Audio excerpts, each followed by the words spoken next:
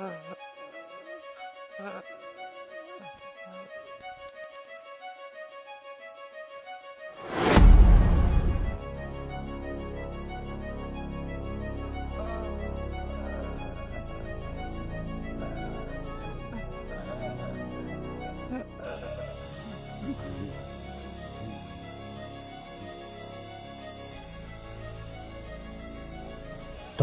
tuzukmisiz?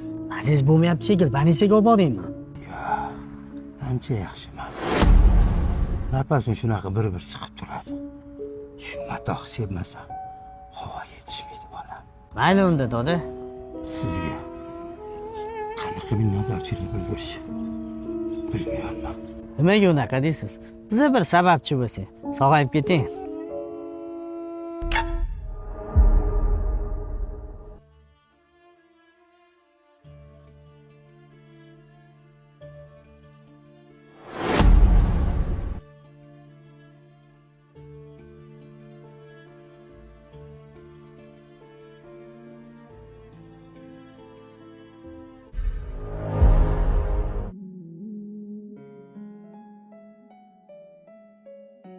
Bekzod aka, uyimiz bu yoqda emas, qayerga kelyapmiz?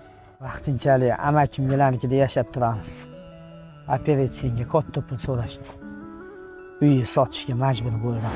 Seni yo'qotib qo'yaman deb qo'rqdim. Ko'zimga hech nima ko'rinmadi. Mana yonimda sen. Bosh omon bo'lsa, do'ppi topiladi. Ketdim.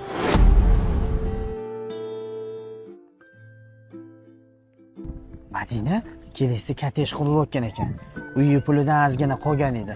Shunga to'lov qilib qo'ysak, vaqtinchalik amakim birda turib turadi. O'zing bilasan, qancha ham turadi birovning uyida. Yur, ko'p chiqamiz. Hurmatli mijoz, bizning har bir kottejimiz 5 xonadan iborat. Hovlisiga mashina kiradi. Asosiysi, har bitta xonadonga quyoshli panel o'rnatib beramiz. Marhamat.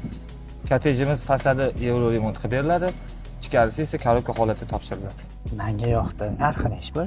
Har bitta tayyor bo'lgan kottejimiz narxi 75 ming dollar. To'lashga pulimiz ozgina kamlik qilar ekan.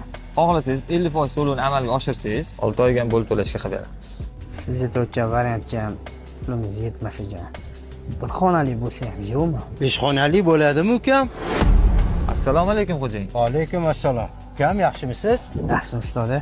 Men sizni ancha davr qidirib yurgan edim. Shu siz kecha bir tush ko'rinma. Tushimda siz uysiz qiynalib ko'chada yurgan ekansiz. Uyg'onib ketdim. Agar shu yigitni uchratsam, bitta uy hadya qilaman deb niyat qilgan edim. Doda, odam xijolat xos.